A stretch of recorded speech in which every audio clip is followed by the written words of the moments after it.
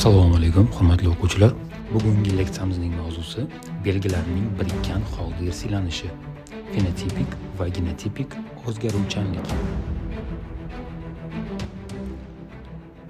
Belgilarning birikkan holda irsilanishi haqida gaplashamiz bugungi leksiyamizda.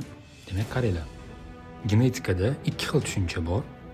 Birinchisi mustaqil holda irsillanish, bu Mendelning 3-qonuni hisoblanadi va ikkinchisi birikkan holda irsillanish, bu Morganning kashfiyoti hisoblanadi. Xo'p, bu ikkalasini bir-biridan farqini tushunib olishinglar kerak bo'ladi avval. Demak, qaranglar. Mendelning mustaqil holda irsillanishini biz shu paytgacha genetika bo'yicha o'tgan mavzularimizda gaplashgan edik. Ya'ni, agar digetrozigot organizmlardan mana bunaqa quyidagicha 4 xil gameta olinar edi. Xo'p, endi qaranglar. Morganning kashfiyotigacha shu narsa aniq bo'lganki, digetrozigota genotipli organizmlardan doim mana bunday 4 xil gameta olinadi deb hisoblangan edi. Lekin Morgan shu narsani isbotlab berdiki, genlar har doim ham mustaqil holda emas. Ba'zi bir holatlarda birikkan holda ham irsillanishi mumkinligini isbotlab berdi Morgan. Xo'p, shunda qaranglar, nima farqi bor ekan? Belgilarning mustaqil holda irsillanishida genlar bir-biridan uzoq lokuslarda joylashadi yoki boshqa xromosomalarda joylashadi. Misol qaranglar, A geni bitta xromosomada bo'lsa, B geni boshqa xromosomada joylashyapti. Mana bunday holatda biz belgilar mustaqil holda irsillanadi deb aytamiz. Xo'p, ana endi bu holatga e'tibor beringlar. Agar A geni va B geni bitta xromosomada va bir-biriga juda yaqin lokuslarda joylashgan bo'lsa, unday holatni biz birikkan holda irsillanish deymiz. Shunda xulosa, agar genlar boshqa xromosomalarda va bir-biridan ancha uzoq lokuslarda joylashgan bo'lsa, bunday genlar mustaqil holatda irsillanadi. Ya'ni mana bunday holatda yoziladi. Agar genlar bitta xromosomada va bir-biriga juda yaqin holatda joylashgan bo'lsa, bunday belgilarni biz birikkan holda irsillanish deb ataymiz. Shunda Mendel bilan Morganning qonunlarining keyingi farqi, agar Mendel bo'yicha digetrozigota genotipli holat mana bunday yozilsa, Morgan bo'yicha esa mana bunday holatda yoziladi. Mana ko'ryapsizlarmi? Ya'ni xromosomada bir-biriga juda yaqin joylashgan degani bu. A va B genlari bir-biriga yaqin joylashganligi uchun mana bunaqa ikkita tayoqchaga biriktirib yozamiz A va B genlarini. Ko'rdinglarmi? Masala ishlayotganda ham mustaqil holda irsillanish bilan birikkan holda irsillanishning katta farqi bor va masalalar umuman boshqa usullar bilan ishlanadi. Lekin ikkalasi ham digetrozigota holat. Bu ham digetrozigota va bu ham digetrozigota. Faqat bu to'g'ridan to'g'ri yoziladi, ya'ni mustaqil holatda yoziladi va undan 4 ta gameta olinadi. Bu esa bitta xromosomaga birikkan holda mana shunday tarzda tayoqchalarga biriktirib yoziladi va bulardan gameta olishda ham farq bo'ladi. Ana endi Mendel kabi 4 ta gameta emas, balkim 2 ta gameta olinadi. Har bitta tayoqcha bitta gameta sifatida tushadi. Mana bu yerda A bilan B alohida gameta bo'lib tushadi va bu yerda ham A bilan B alohida gameta bo'lib tushgan. Mana bu holat Morganning birikkan holda irsillanishi haqidagi ma'lumotlar bo'ladi. Morganning tajribasi natijasida shu narsa aniq bo'ldiki, avlodlarda belgilarning ajralishi va kombinatsiyasida barcha genlar tarqalmaydi. Albatta, ixtiyoriy organizmda genlar soni nihoyatda ko'p. Xromosomalar soni esa ma'lum miqdorda bo'ladi. Har bir xromosomada juda ko'p genlar joylashadi.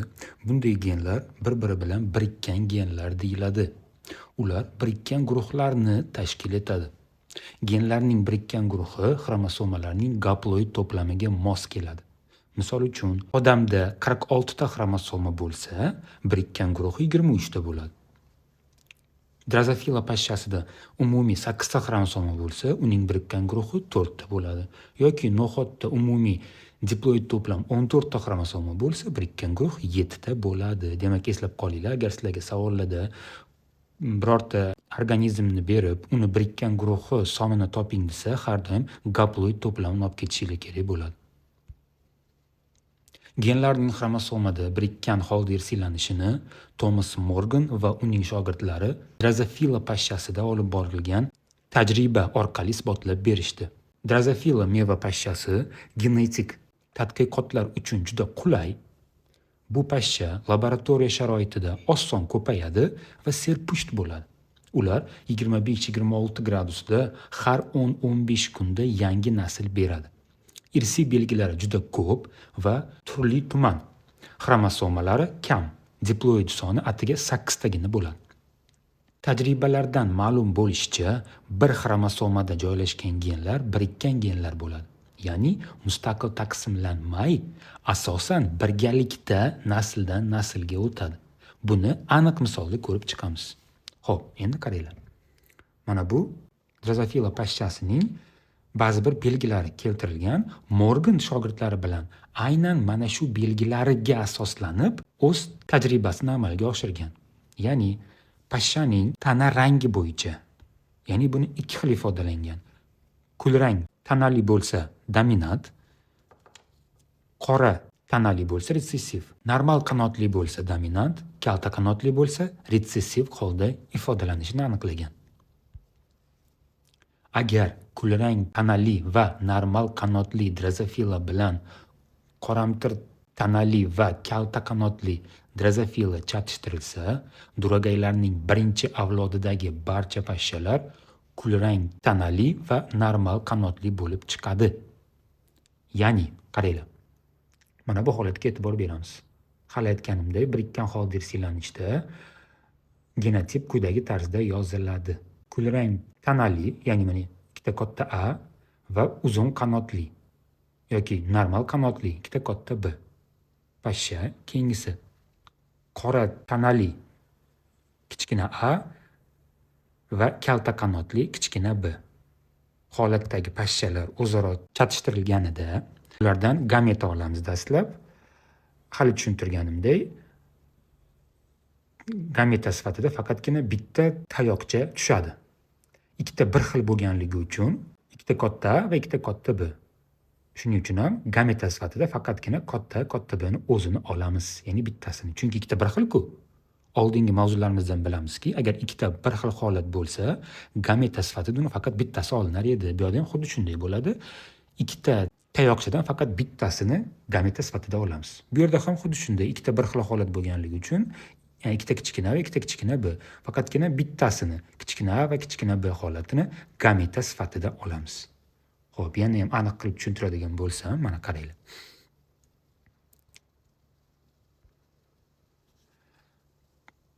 Birinchi ota organizmdan gameta sifatida faqatgina mana bu bitta tayoqcha olinadi va ikkinchi ona organizmdan ham gameta sifatida faqat mana bu bitta tayoqcha olinadi. Mana shu tarzda birikkan holda irsiylanishda gameta olinadi. Va ana endi ikkita olingan gametalarni birlashtiramiz va quyidagicha natija olinadi. Ya'ni buning fenotipi kulrang tanali normal qanotli pashsha bo'ladi. Ya'ni digeterozigotali pashsha olindi. F1dan bu birinchi avlod. Tahliliy chatishtirish o'tkazilganda esa digeterozigota urg'ochi pashshalarni retsessiv belgili qoramtir tanali va kalta qanotli erkak pashshalar bilan chatishtiramiz. Mendelning ikkinchi qonuni bo'yicha naslda 4 xil fenotipli, ya'ni 25% normal qanotli kulrang tanali, 25% kalta qanotli kulrang tanali, 25% normal qanotli va qoramtir tanali va 25% kalta qanotli qoramtir tanali pashshalar olinishi kerak edi. Bu Mendelning mustaqil holda irsilanish qonuni bo'yicha. Lekin Morganning olib borgan tajribalarida esa butunlay boshqacha natija olingan. Bunda diduragaydagi kabi 4 ta emas, balki 2 ta genotipik guruh ajralib chiqdi. Ulardan biri kulrang tanali normal qanotli, ikkinchisi esa qora tanali kalta qanotli edi va nisbat 1:1 bo'ldi. Bu katta B va kichkina B genlari birikkan holda irsiylanishidan dalolat beradi. Bunday irsilanish to'liq birikkan holda irsilanish hisoblanadi. Bu dalillarga asoslanib, Morgan birikkan holda irsilanish qonunini kashf etdi. Endi mana bu slaydga e'tibor beramiz. Birinchi Mendel bo'yicha chatishtirish usuli berilgan, ikkinchisida esa Morgan bo'yicha. Ko'ryapsizlar, bir-biridan ancha farqi bor. Ani tushuntirib beraman. Qaranglar. Mendel bo'yicha irsiyanish xususiyatini biz sizlar bilan o'rganib chiqdik. Buni bilasizlar. Ya'ni misol deylik, urg'ochi organizm digetrozigota bo'lsa, quyidagicha 4 xil gameta olinar edi.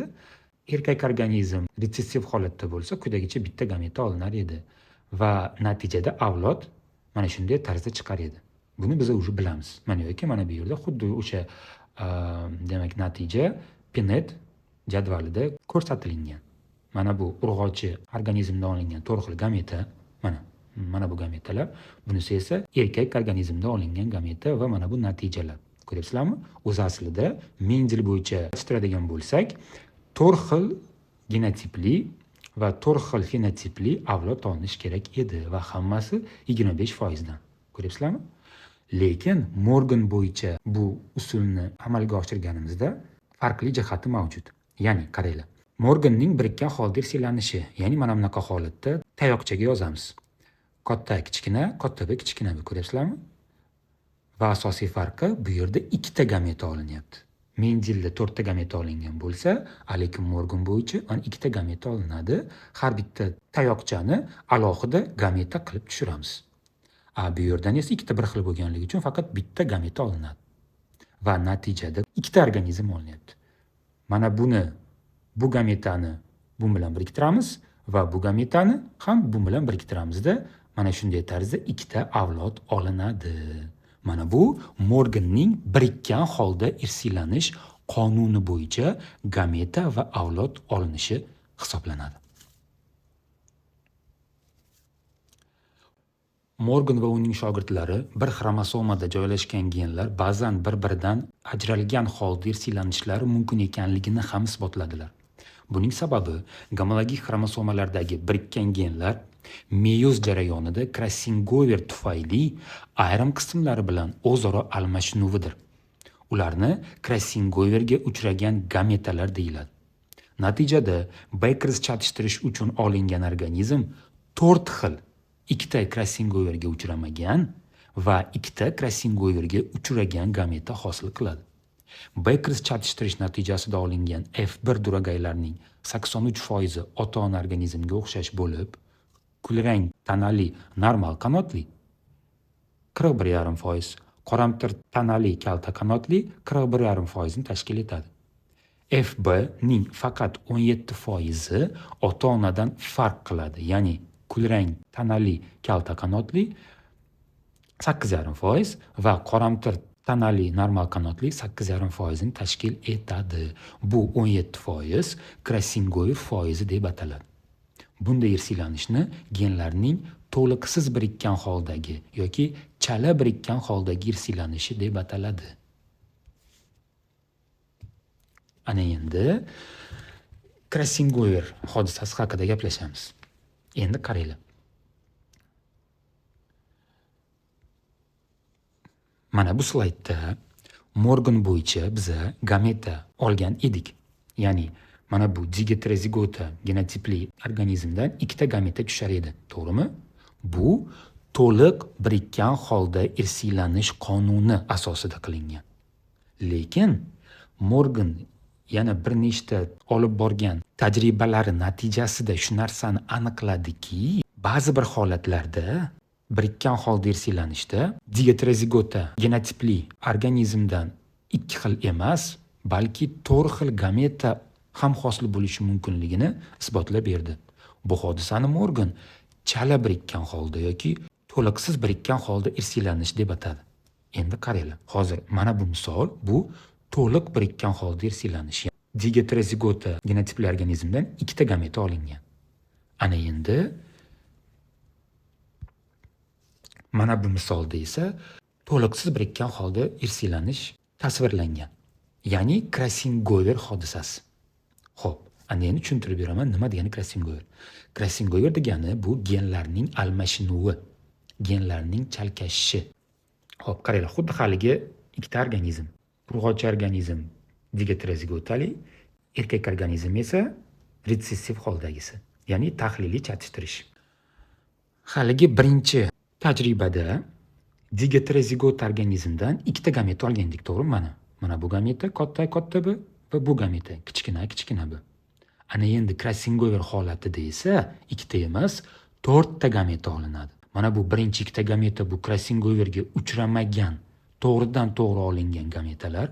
Mana bu ikkalasi esa Krassingoverga uchragan, ya'ni genlarning almashinishi natijasida olingan gametalar hisoblanadi. Shunda dastlab mana bu digeterozigota genotipli organizmdan Krassingoverga uchramagan gametalarni olamiz. Mana katta B, kichkina B, ya'ni tayoqchalarni o'zini tushirdim. O'z holicha mana katta B bu yoqqa o'tdi va kichkina B bu yoqqa o'tdi. Ana endi Krassingover hodisasini amalga oshiramiz. Ya'ni katta A bilan kichkina B, kichkina A bilan katta B, ya'ni genlar o'zaro chalkashadi. Bir-biri bilan o'rin almashinadi. Va natijada katta A bilan kichkina B birlashgan gametasini olamiz. Mana bu holatda katta kichkina B va keyingisi kichkina A bilan katta B holatini olamiz. Mana bu tarzda. Ko'ryapsizlarmi? Demak, xulosa. Mana bu ikkita gameta bu Krassingoverga uchramagan gametalar, bu ikkita gameta esa Krassingover natijasida hosil bo'lgan gametalar hisoblanar ekan. Erkak organizmdan esa bitta gameta olinadi. Shunda mana bu ikkita avlod bu Krassingoverga uchramagan gametalardan hosil bo'lgan avlod bo'ladi. Bu ikkita avlod esa Krassingoverga uchragan gametalardan hosil bo'lgan avlod bo'ladi. Bundan oldingi slaydda tushuntirganimdek, Krassingoverga uchramagan avlod mana 83%, Krassingoverga uchragan avlod esa 17% ni tashkil qildi. Buni har biri shunda 41,5% dan, buni har biri esa 8,5% dan tashkil etadi. Mana bu hodisa Krassingover hodisasi hisoblanadi. Jins genetikasi. Ko'pchilik ayrim jinsli organizmlarning erkak va urg'ochilarida xromosomalari bir xil emas. Ana shu tafovutlar bilan drozofiladagi xromosomalar soni misolida tanishib chiqamiz. Drozofilada xromosoma to'plami diploid holda 8 ta bo'ladi. 3 juft xromosomalari jihatidan olganda erkak va urg'ochi organizmlarda bir-biridan farq qilmaydi va ular autosomalar deyiladi. Lekin bir juftida muhim tafovutlar mavjud va ular jinsiy xromosomalar deyiladi. Urg'ochisida ikkita bir xil juft tayoqchasimon xromosomalar bor, erkagida esa bunday xromosoma faqat bitta, uning juftini 2 yelkali Y alohida bir xromosoma tashkil etadi. Demak, mana shu yerda yana bitta ma'lumotni eslab qolinglar. X bu tayoqchasimon xromosoma hisoblanadi. Y esa 2 yelkali xromosoma hisoblanar ekan. Shu ma'lumot bo'yicha ham savollar ko'p tushgan. Mana bu slaydga yaxshilab e'tibor beramiz. Erkaklari bilan urg'ochilarida farq qilmaydigan bir xildagi xromosomalar autosomalar deb ataladi. Erkaklari bilan urg'ochilarida bir-biridan farq qiladigan xromosomalar esa jinsiy xromosomalar deyiladi. Mana bu sxemaga e'tibor beringlar. Drozofila pashshasi misolida ko'rib chiqamiz. Ya'ni uning diploid to'plami 8 ta, gaploid to'plami esa 4 ta. Biz bilamizki, men oldingi mavzularda tushuntirib berganimdek, barcha tana hujayralarida xromosomalarning soni 8 ta bo'ladi. Ya'ni somatik hujayralarda. Jinsiy hujayralarda esa 4 ta bo'ladi, ya'ni gaploid to'plamga ega bo'ladi. Jinsiy hujayralar deganda biza spermatozoidlar, ya'ni urug' hujayralar bu erkak organizmda yoki tuxum hujayra bu urg'ochi organizmda. Shularni tushunamiz. Xo'p, endi qaranglar. Drozofila pashshasida umumiy 8 ta xromosoma. Mana misol urg'ochi va erkak pashshaning xromosomalarining ko'rinishi. Umumiy 8 ta, ya'ni mana 1, 2, 3, 4, 5, 6, 7, 8 ko'ryapsizlarmi? Demak, drozofilada umumiy 8 ta xromosoma bo'lsa, shulardan 6 tasi mana bulari autosoma xromosomalar deb ataladi. Oxirgi 2 tasi esa bu jinsiy xromosoma hisoblanadi. Ya'ni boshqa xromosomalardan o'zaro farq qiladigan xromosomalar bu jinsiy xromosomalar deyiladi. Urg'ochi pashshada Xromosomalarning tuzilishi mana shu tarzda bo'ladi. Ya'ni ikkita X holatida bo'ladi. Erkak pashshada esa oxirgi jinsiy xromosomalardan bittasi Y holatida bo'ladi. Unda ham xuddi shunday, mana 8 ta xromosoma. Unda ham, ya'ni 6 tasi bu autosoma hisoblanadi, ya'ni 3 jufti. Oxirgi bir jufti, ya'ni 2 tasi esa bu jinsiy xromosoma hisoblanadi. Mana shu ma'lumotni yaxshilab eslab qolinglar.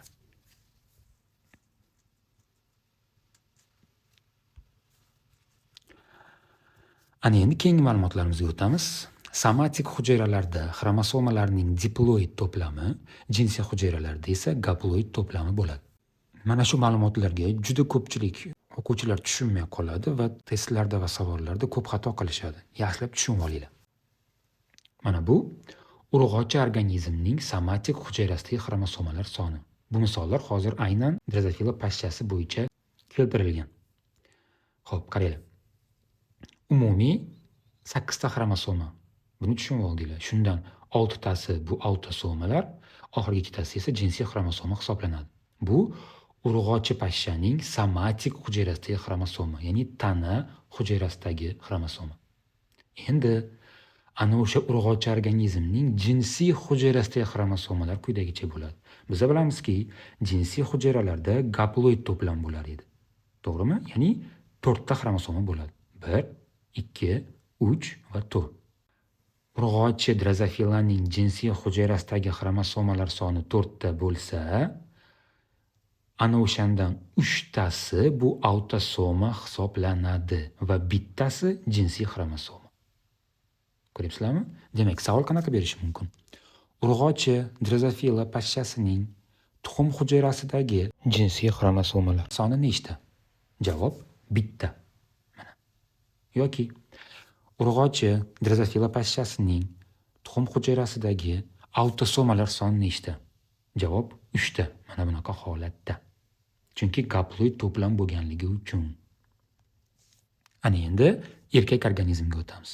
Erkak drozofila pashshasining somatik hujayrasida, ya'ni tana hujayrasidagi xromosomalarning umumiy soni 8 ta, ya'ni 6 ta autosoma va 2 ta jinsiy xromosoma bo'ladi. Ana endi xuddi o'sha erkak drozofila pashshasining jinsiy hujayrasida esa, ya'ni spermatozoidida esa endi 2 xil holatdagi xromosoma bo'ladi. Mana bu X-lik xromosoma, bu esa Y-lik xromosoma. Shunda erkak drozofila pashshasida hosil bo'lgan spermatozoidlarda xromosoma 2 xil ko'rinishda bo'ladi ekan. Birinchi ko'rinishi bu umumiy 4 ta xromosoma bo'lsa, shundan 3 tasi autosoma va bittasi X xromosoma. Ikkinchi ko'rinishi umumiy 4 ta xromosoma bo'lsa, shundan 3 tasi autosoma va bittasi Y xromosoma ekan. Shunisi bilan urug'ochi va erkak organizmlar va ulardan hosil bo'layotgan jinsiy hujayralarining xromosomalari ham bir-biridan farq qiladi. Aksariyat organizmlarda urug'ochisi gamogametali, ya'ni 2 ta X holatda, erkagi esa heterogametali, ya'ni XY holatda bo'ladi. Lekin 3 xil hayvonlar borki, ularda mana shu qonun aksincha namoyon bo'ladi. Ular sudralib yuruvchilar, qushlar va kapalaklarda. Ularda urug'ochi organizm heterogametali bo'ladi, ya'ni XY holatida. Erkak organizm esa gomogametali bo'ladi, ya'ni 2 ta X holatida. Bu ma'lumot juda kerakli ma'lumot hisoblanadi. Nazariy savollarda, masalalarda ayniqsa ko'p chalg'itishi mumkin. Shunga yaxshilab e'tibor berib qo'yinglar va yodlab qolinglar. Xo'p, jinsiy xromosomaga birikkan holda irsiylanadigan belgilarga o'tamiz endi. Masalan, drozofila pashshasining ko'zining rangi. Qizil bu dominant belgi hisoblanadi, oq esa bu retsessiv belgi hisoblanadi. Yoki odamlarda daltonizm va gemofiliya kasalliklari retsessiv holda irsiylanuvchi kasallik hisoblanadi. Agar sog' bo'lsa, uni biz dominant holatda belgilaymiz. Mana bu misolga e'tibor beringlar. Hozir tushuntirganimdek, gemofiliya retsessiv holatda irsiylanuvchi kasallik. Dominant holatda esa u sog'lom belgini namoyon qiladi. Shunda qaranglar. Urg'ochi organizmni biz ikkita x bilan belgilaymiz. Mana bu holat hozir bu ayollar ikkita x holatda belgilanadi. Shunda mana bu holatda hozir ayol gemofiliya bo'yicha sog'lom hisoblanadi. Chunki katta H bo'lganligi uchun. Lekin unda gemofiliya kasalligini keltirib chiqaruvchi kichkina H geni ham mavjud. Lekin o'zi sog'lom. Chunki biz bilamiz, katta harf har doim dominantlikni namoyon qiladi. Erkak organizm ham sog'lom. Gemofiliya bo'yicha. Va yana bitta narsani e'tiborga olinglar. Gemofiliya, daltonizm kabi kasalliklar faqatgina X ga birikadi. X xromosomaga birikadi. Shuning uchun ham mana bu yerda Y xromosomaga biriktirilmagan. Ana endi bulardan gameta olinishi qanday bo'ladi? Har bitta xromosoma alohida gameta bo'lib tushadi. Misol, mana bu yerda mana X katta H bitta gameta, keyingisi X kichkina H ikkinchi gameta. Bu yerda ham X katta H bitta gameta va Y alohida gameta bo'lib tushgan. Va bularni bir-biriga biriktirib chiqamiz. X katta H bilan X katta H mana bu holat olinadi. X katta H bilan X kichkina H bu holat. X katta H bilan Y mana bu holat va X kichkina H bilan Y mana bu holat olinadi.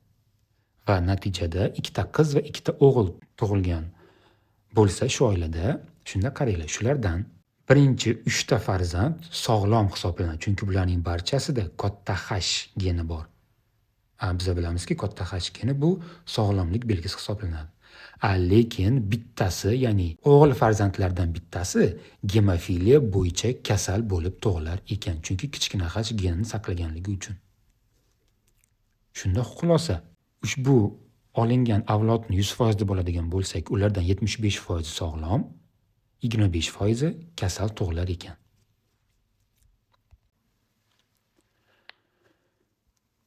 Keyingi mavzumizga o'tamiz. O'zgaruvchanlik. Xo'p. O'zgaruvchanlikni o'zini ikkita xilga bo'lib o'rganamiz. Fenotipik o'zgaruvchanlik va genotipik o'zgaruvchanlik. Fenotipik o'zgaruvchanlik bu irsiylanmaydigan o'zgaruvchanlik hisoblanadi. Genotipik o'zgaruvchanlik esa irsiylanadigan o'zgaruvchanlikdir. Fenotipik o'zgaruvchanlikni o'zini ikkita xilga bo'lamiz. Antogenetik va modifikatsion. Genotipikni ham ikkita xilga bo'lamiz. Kombinativ va mutatsion. Mutatsionning o'zi 3 ta xili mavjud. Gen mutatsiyasi, genom mutatsiyasi va xromosoma mutatsiyasi. Bularning har birini keyingi slaydlarda gaplashamiz. Xo'p. 9-sinf darsligida mana shu ma'lumotlar ham berilgan. Xo'p, qaranglar. Birinchisi kombinativ o'zgaruvchanlik. Bu ota-ona organizmlarning erkin chatishuvi natijasida keyingi avlodlarda genlarning yangi kombinatsiyalarini vujudga kelishi orqali amalga oshadi. Ota organizmdagi genlar bilan ona organizmning genlari o'zaro kombinatsiyalanadi va yangi xususiyat paydo bo'lishi bu kombinativ o'zgaruvchanlik hisoblanadi. Keyingisi rekombinogenez o'zgaruvchanlik. Bu meyoz jarayonida gomologik xromosomalar o'rtasida sodir bo'ladigan krossingover tufayli amalga oshadi. Biz bilamizki, jinsiy hujayralarning hosil bo'lishi bu meyoz jarayoniga asoslangan bo'ladi. Aynan mana shu meyoz jarayonida genlarning chalkashuvi sodir bo'ladi, ya'ni krossingover hodisasi kuzatiladi. Aynan mana shu o'zgaruvchanlik bu rekombinogenez o'zgaruvchanlik deb ataladi. Keyingisi mutatsion o'zgaruvchanlik. Genlar va xromosomalarning o'zgarishi orqali amalga oshadi. Ontogenetik o'zgaruvchanlik. Organizmlarning individual rivojlanishi natijasida belgilarini o'zgarishi bilan amalga oshadi. Va oxirgisi modifikatsion o'zgaruvchanlik. Tashqi muhit omillari ta'siri natijasida organizmlar genotipi o'zgarmagan holda fenotipini o'zgarishi bilan bog'liq o'zgaruvchanlikdir. Modifikatsion o'zgaruvchanlik. Har bir organizmlarga tashqi muhit omillari, ya'ni harorat, namlik, ozuqa miqdori va sifati va hokazolar o'z ta'sirini ko'rsatadi. Bu omillar organizmning fiziologik, morfologik xususiyatlarini hamda fenotipini o'zgartirib yuborishi mumkin. Masalan, Himolay quyonining yelkasidagi oq junlarini yulib tashlab, o'sha joyga sovuq ta'sir etilsa, qora jun o'sib chiqadi. Shu qora junlarni olib tashlab, issiq belbog' bog'lansa, yana oq jun o'sib chiqadi. Himolay quyonlarini 30 gradusda boqilsa, uning hamma juni oq rangda bo'ladi. Normal sharoitda o'stirilgan ikkita ana shunday oq quyonlar avlodida pigmentlarning tarqalishi odatdagidek bo'ladi. Ozuqa yetishmasa yoki ota-onaga spirtli ozuqa berilsa, tug'ilgan quyonchalar chala bo'lib, rivojlanishi sust bo'ladi. Tashqi muhit ta'sirida belgilarning o'zgarishi nasldan naslga o'tmaydi. Faqatgina shu organizmning o'zida sodir bo'ladi. Xo'p, kitobingizda mana bu misollar ham berilgan. Ya'ni nilufar gul va suv yong'og'ida suv osti va ustidagi barglari har xil shaklga ega bo'ladi. Nilufarning suv ostidagi bargi ingichka lansetsimon, suv ustidagi barglari esa voronkasimon shaklda. Suv yong'og'ida esa suv osti barglari patsimon qirqilgan, suv usti barglari esa yaxlit bo'ladi.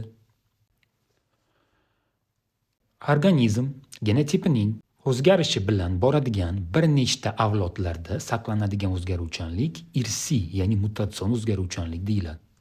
Ba'zan bular aniq ko'zga tashlanadigan o'zgarishlar bo'lib, ularga kalta oyoqli qo'ylarning paydo bo'lishi, tovuqlarda patning bo'lmasligi, mushuk barmoqlarining ayri bo'lishi, pigmentlarning bo'lmasligi, odamlarda barmoqlarning kalta bo'lishi yoki ko'p barmoqlilik kabilarni misol qilib ko'rsatish mumkin. Mana bu misollarning barchasi irsiy, ya'ni mutatsion o'zgaruvchanlik hisoblanadi. Genetik materialning irsiy o'zgarishiga mutatsiyalar deyiladi. Mutatsiyalar namoyon bo'lish xarakteriga ko'ra dominant va retsessiv holatda bo'ladi.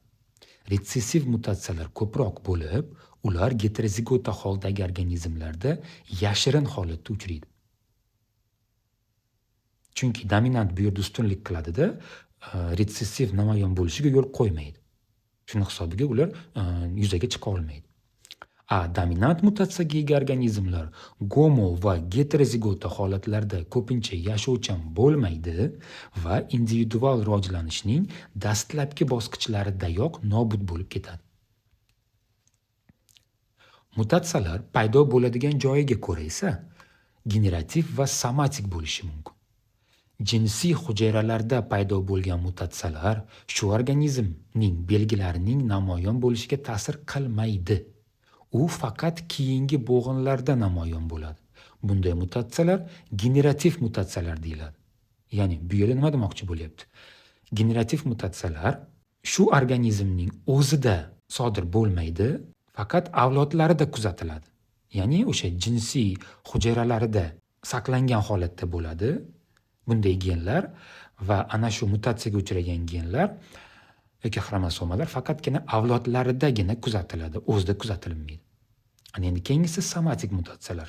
Bunday mutatsiyalar esa shu organizmning o'zida namoyon bo'ladi va jinsiy ko'payishda keyingi avlodga o'tmaydi.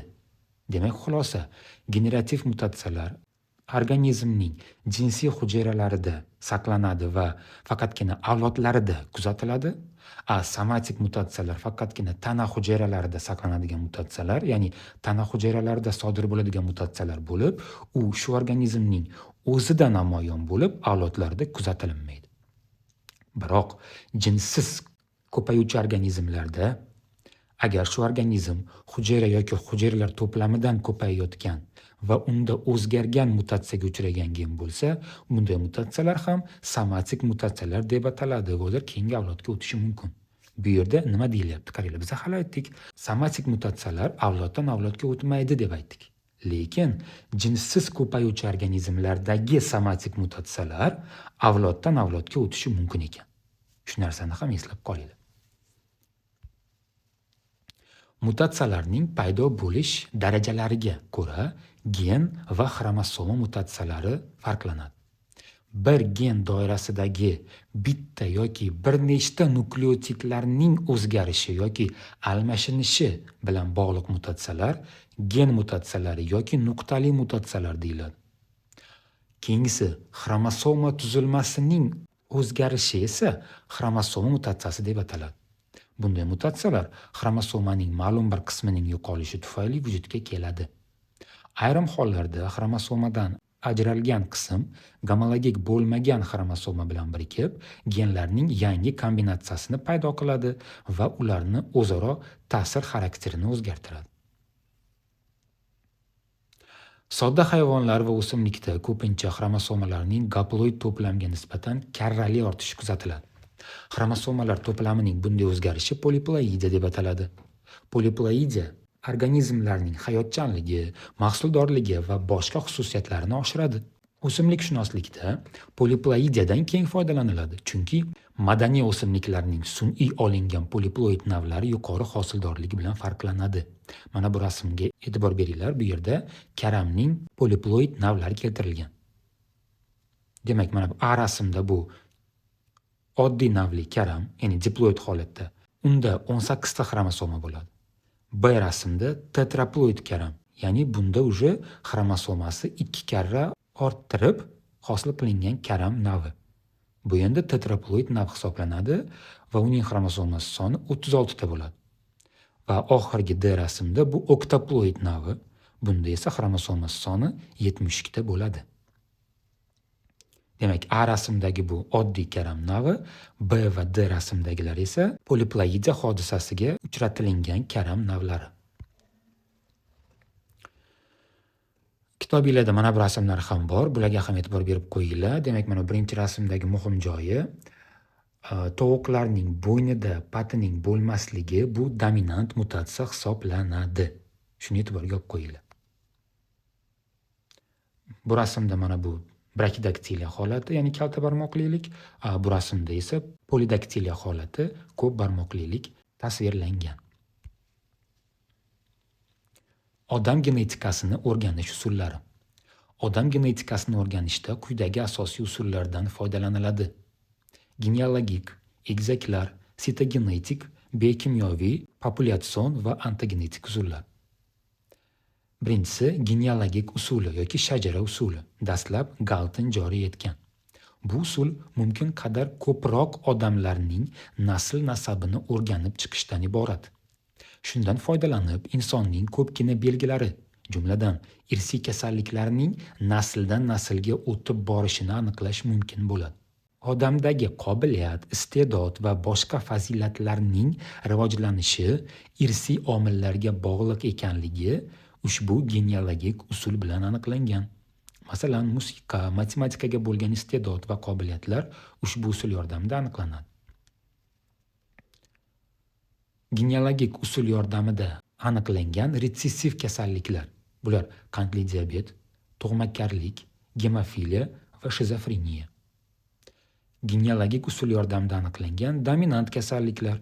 Brakidaktiliya, polidaktiliya va sindaktiliya, ko'z shoh pardasining ko'rlikka olib keluvchi irsiy degeneratsiyasi va sil kasalligiga moyillik.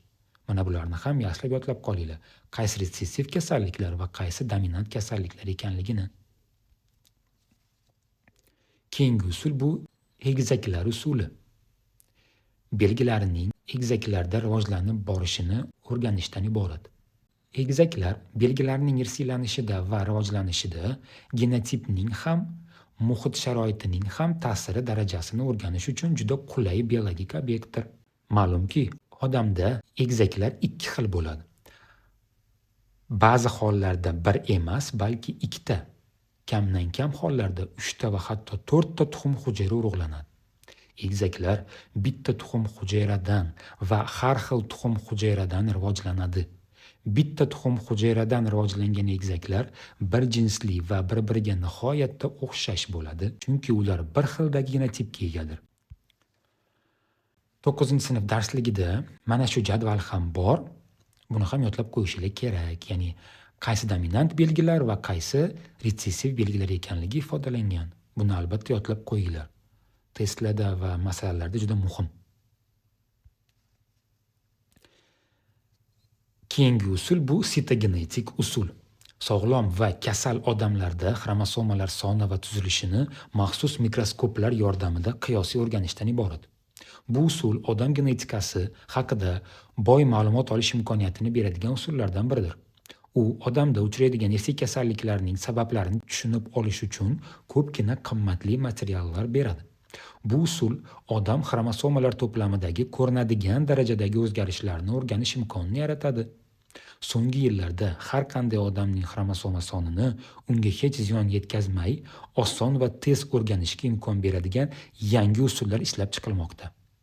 Masalan, qon leykotsitlari 37 gradusda alohida oziq muhitiga tushirib qo'yiladi. Bu muhitda ular bo'linadi. Ulardan xromosomalar soni va tuzilishi ko'rinib turadigan preparatlar tayyorlanadi.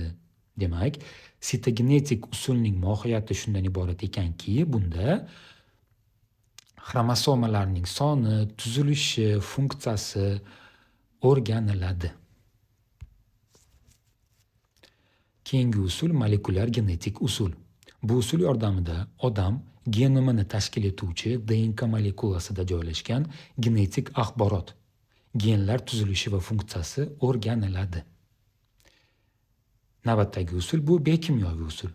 Odamda uchraydigan juda ko'p patologik holatlar, moddalar almashinuvining odatdagicha borishida har xil o'zgarishlar yuzaga kelishiga bog'liq bo'ladi. Buni tegishli biokimyoviy usullar bilan aniqlash mumkin. Bu usul yordamida qandli diabet kasalligining sabablari o'rganildi. Bu kasallik me'da osti bezining odatdagi faoliyati buzilishiga bog'liq bo'ladi. Bu bez qonga insulin gormonini kam ajratadi.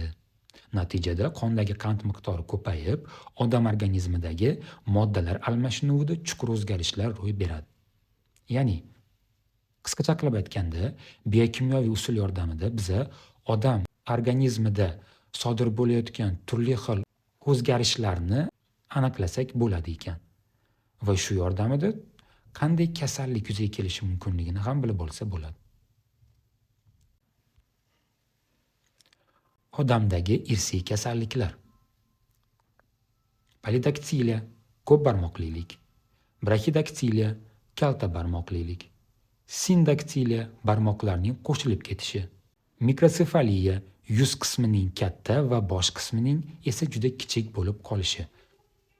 Bularning barchasi autosomaga birikkan dominant holda irsiylanuvchi kasalliklar hisoblanadi. Keyingisi fenilketonuriya. Yangi tug'ilgan chaqaloqlarning 10 mingtasidan bittasida uchraydi. Agar o'z vaqtida tashxis qo'yilib, chaqaloq ovqati tarkibidan fenilalanin aminokislotasi ajratib tashlanmasa, miya shakllanishi buzilib, mikrosefaliya rivojlanadi, aqli zaiflik belgilari paydo bo'ladi. Ushbu kasallik fenilketonuriya kasalligi deb ataladi. Nimaga? Chunki bola fenilalanin aminokislotasini o'zlashtira olmay qoladi. Natijada ushbu fenilalanin aminokislotasi hazm a'zolari tomonidan o'zlashtirilmaganidan so'ng organizmga salbiy ta'sir ko'rsatishni boshlaydi. Va shuni hisobiga ushbu belgilar yuzaga chiqadi. Keyingi kasallik bu albinizm. Bu ham autosomaga birikkan retsessiv kasallik hisoblanadi. Genlarning gamazigota holatga o'tishi natijasida paydo bo'ladi. Bu kasallik odamlar orasida 10 mingtadan yoki 200 mingtadan bittasida uchrashi mumkin. Bu kasallik terida pigmentlar bo'lmasligi, sochlari oq va ko'rish qobiliyatida kamchiliklar bo'lishi, quyosh nuriga juda ta'sirchan bo'lishi bilan farqlanadi. Va so'ngida gemofiliya va daltonizm kasalliklari. Bular jinsiy X xromosomaga birikkan holda nasldan naslga o'tadigan retsessiv gen kasalliklaridir. Odamdagi xromosoma kasalliklari, ya'ni genom mutatsiyalar haqida gaplashamiz. Odam karyotipidagi ayrim juft gomologik xromosomalar sonining o'zgarishi, ortishi yoki kamayishi bo'lishi mumkin. Shuning oqibatida paydo bo'luvchi kasalliklar xromosoma kasalliklari deb ataladi. Autosomalar sonining o'zgarishi natijasida sodir bo'luvchi irsiy kasalliklar jinsga bog'liq bo'lmagan holda irsiylanadi. Bunga misol tariqasida odamda uchraydigan Down sindromi irsiy kasalligini olish mumkin. Down sindromida 21-juft gomologik xromosomaning bittaga oshib ketishi, ya'ni trisomic bo'lishi kuzatiladi. Buning oqibatida bemorning diploid holatidagi xromosomalar soni odatdagidek 46 ta emas, balkim 47 ta bo'lib qoladi. Demak, Down sindromi kasali ayollarda ham, erkaklarda ham uchraydi. Bu kasallikka uchragan bemorning boshi nisbatan kichik, yuzi keng, ko'zlari kichik va bir-biriga yaqin joylashgan bo'ladi. Og'zi yarim ochiq, aqli zaif bo'ladi.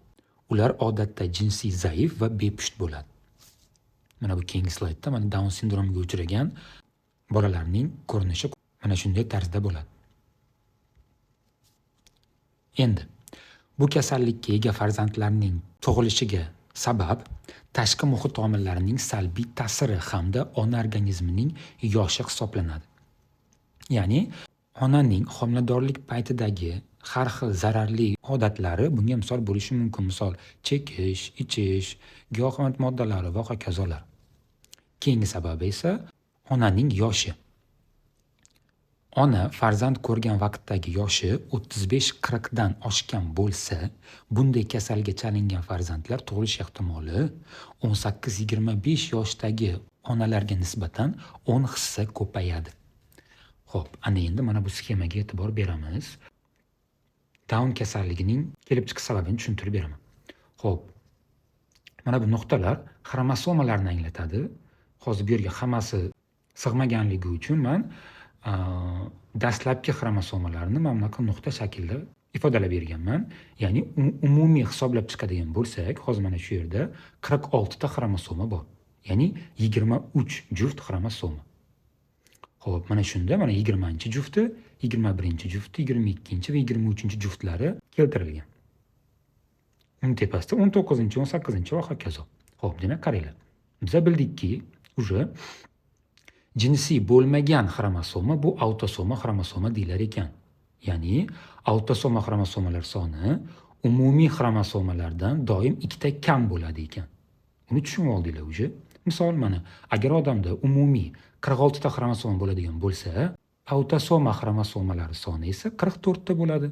Demak, mana bu yergacha bo'lgan xromosomalar bu 44 ta va oxirgi 2 ta bilan shunda 46 ta bo'lgan bo'ladi. Ana endi Down sindromi qanday paydo bo'ladi? Aynan 21-juft xromosomalarning bittaga ortib ketishi natijasida, mana ko'ryapsizlarmi? Har bir xromosomalar juft bo'lib joylashgan, lekin 21-jufti bittaga o'chib ketgan va shuning hisobiga Down sindromi paydo bo'ladi. Va natijada umumiy xromosomalar soni 46 ta emas, balkim 47 ta bo'lib qolgan. Bittaga oshib ketganligi sababli.